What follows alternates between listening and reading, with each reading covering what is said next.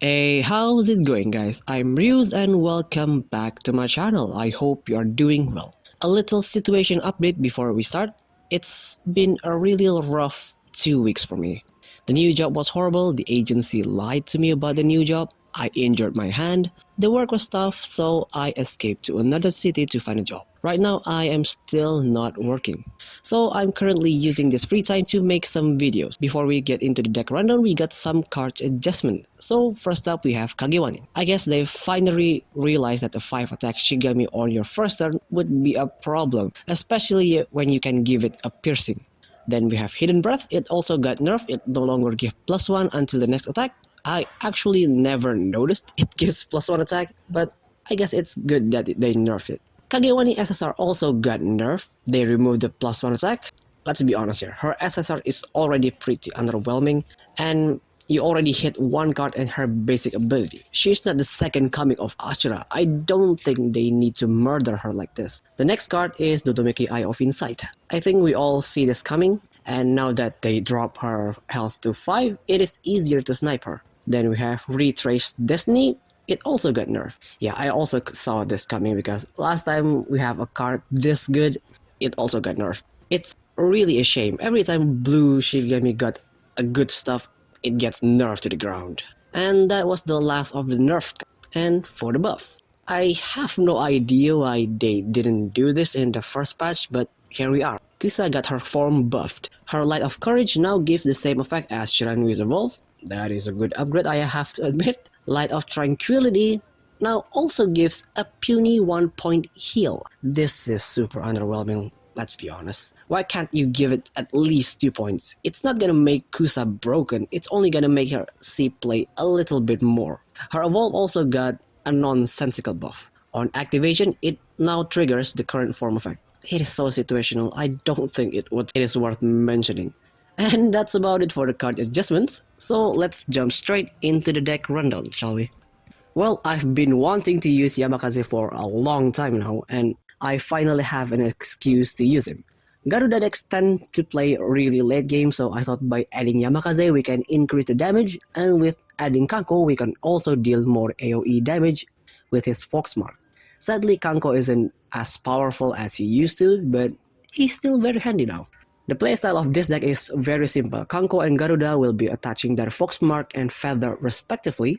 Both will deal 2 damage per counter, and with that in mind you can assault while also dealing with the opponent's back row. For Maestro, I would suggest not evolving him until you almost reach level 3, because the heal he provides is important, because our Shikigami doesn't really have the highest health. As for Yamakaze, you can just put a form on him and let him do his own thing.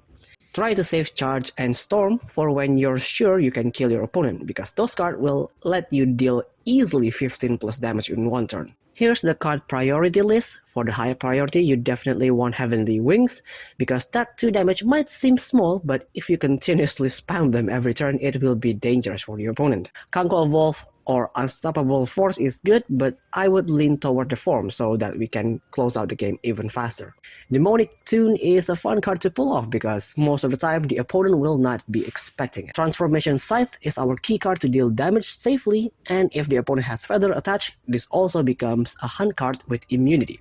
That's super good because we don't have much targeting option in this deck. And for the situational choice, Garuda Evolve is nice for the stats boost and the ability to spread more feathers, but you want to rely on the form more than the Evolve. Maestro Evolve is also a good stats boost and cooldown reducer card, but you mostly want to stay with his basic heal ability. Rapid is actually scary, but the downside is you have to use it as a trigger to make him double attack. If you don't, it will just be a single attack. As for finisher, we have a lot.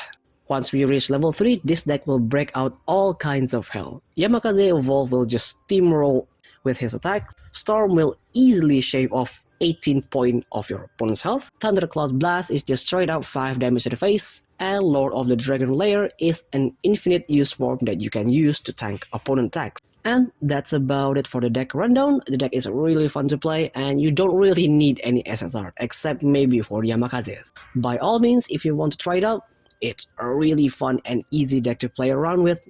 And for now, let's move on with the replays. Our first matchup is against Divination Baizhe. Fighting against Divination is really tricky because our Shikigami doesn't have the highest health and they can spam Yukime passive almost every turn. Our hand is looking pretty nice, that Heavenly Wings and Demonic Tune is going to be huge to stop their plans. They get the first move and of course they got Spying Eye at the start and pass. For our first level up, most of the time we want Garuda or Yamakaze. This time we pick Garuda because we have Heavenly Wings, and then we put Kanko as a blocker because that Hanya is evil. That little shit is a menace. I hate him. Then activate Phase Changing. See, this is why I hate Divination player. They always seem to get the perfect card, and when they divine with Hanya, they always get the prank card. And they deal 7 damage to us in one turn. On our turn, we need to stall one more turn for Garuda's countdown, so we attack their Hanya with Yamakaze, then put power on him to recover his health. On their turn, they freaking activate the move spell, then just slap us in the face again with Hanya. God, this is frustrating. Thankfully, they didn't get another prank card or I would have lost it there. On our turn, we assault with Garuda, that will kill their Hanya and damage Baizhe. Then we reduce Yamakaze's countdown, making him deal 6 damage and pass, leaving 1 orb for trigger. Next turn, they level up to level 2, so let's burn that Dodomeki evolve. On their turn, they will level up Baizhe instead of Dodomeki. Ooh, we are going to waste the trigger card. Then, damn, they are smart. But at least we negated the AoE 2 damage. Our Yamakaze did take some damage, but he is not dead. On our turn, we're just going to evolve Garuda, then put Kanko as a blocker again. With evolving Garuda, it will let us spread even more feathers and it will make it easier to defeat their Shikigami. On their turn, they will activate Skilled Imitation on our Yamakaze, then Oni Eye on our Maestro, then kill our Yamakaze with Kurikaramaru. Well, this is kind of tough because our utility and main damage dealer is dead. But thankfully on our turn we top deck Transformation Scythe, and with that we will kill their Dodomeki and assault, dealing 5 damage while also dealing 2 damage to their Yukihime and Baizhe. And we pass.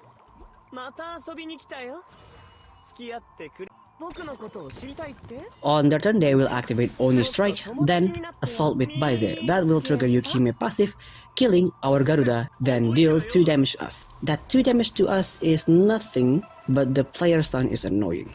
There's no way I'm going to sacrifice my Kanko, so I am going to pass.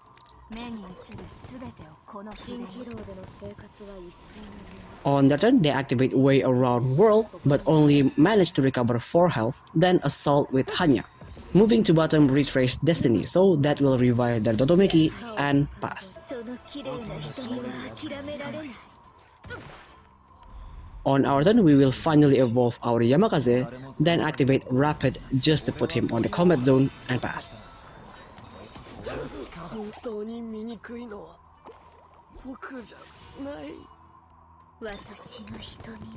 On their turn, they will finally evolve Dodomeki, then activate Wisdom, that will kill our Yamakaze. Then they activate a second Way Around World, moving a bunch of cards and triggering a bunch of effects, dealing a total of 10 damage to us and recovering a bunch of health on top of it. To top it off, they also stunned us. Now you might be thinking, how the hell are we going to get out of this? I'll show you. First, we activate Maddening Melody on Hanya to keep him down. Then we activate Transformation Scythe just to put a body on the combat zone. With that, we should at least get 1 more turn. On their turn, they will activate All Knowing, dealing 2 damage AoE, then Oni Eye. If they get a level 3 card, we are dead. Thankfully, they didn't, leaving us with literally 1 health left. So we are going to end their whole career. First, we activate Charge to get that extra stats, then Storm to completely finish them off.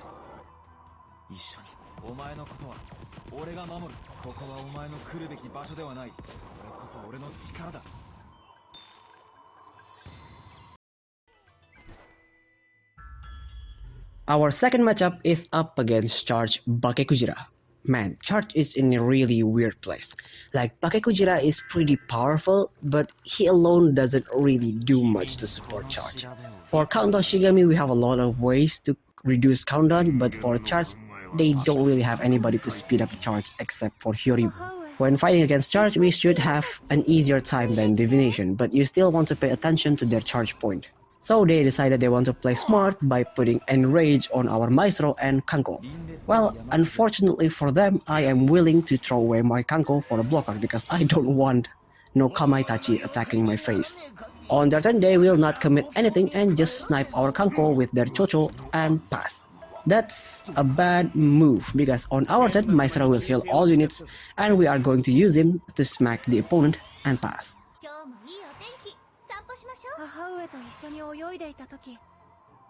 On their turn, they will evolve Bakekujira attaching Body Shell, then they still don't want to commit a blocker and just poke our Yamakaze and pass. If that's what they want, we're going to play it that way too. We evolve Maestro and pass. Let's see if they are going to take the bait now. On their turn, they try activating Mothering, but we negate that shit. Then they activate Unite to draw a card, and they finally commit activating Nitaro's Halberd. They did deal 9 damage, but seeing Mothering gets negated was worth it. At the start of our turn, Yamakaze mortally wounded their Kamaitachi. Then since we already have a blocker, we are focusing on flex by evolving Kanko, then put Unstoppable Force on him. Every end phase he will attach a Fox Marker on their Shikigami. On their turn they will just use Chocho to try and drag our Kanko and pass. That was just pathetic.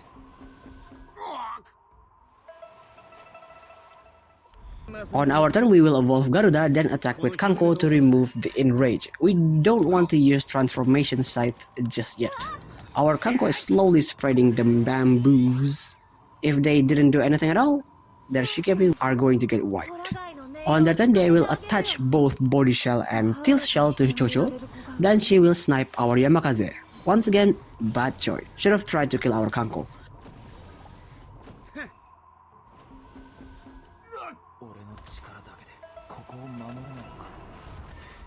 At the start of our turn, Kanko will smash their Kamaitachi and smack him in the face for 5 points. Well, since we got this, we might as well use it, so Thundercloud burst in the face, then Transformation Scythe on Chocho because she is getting annoying as hell, then Assault with Garuda, that will also kill their Kujira and hit them in the face for 6 points and pass. They don't have any way out for this, but they will still try to struggle, putting Hyoribu heal form and pass. On our turn, I tried to level up Garuda, but they hit us with the stun trigger. That was dirty. I guess that was karma for that Mothering negate. Well, we still got enough for the kill, so we activate Charge, then just assault with Yamakaze to turn them off. Well, that's all for today's video. I certainly hope you enjoyed it. Anyway, if you want to support the channel, I have Patreon and Ko-Fi links down below. And as usual, if you have any kind of feedback, leave it down in the comments and see you next video. Bye!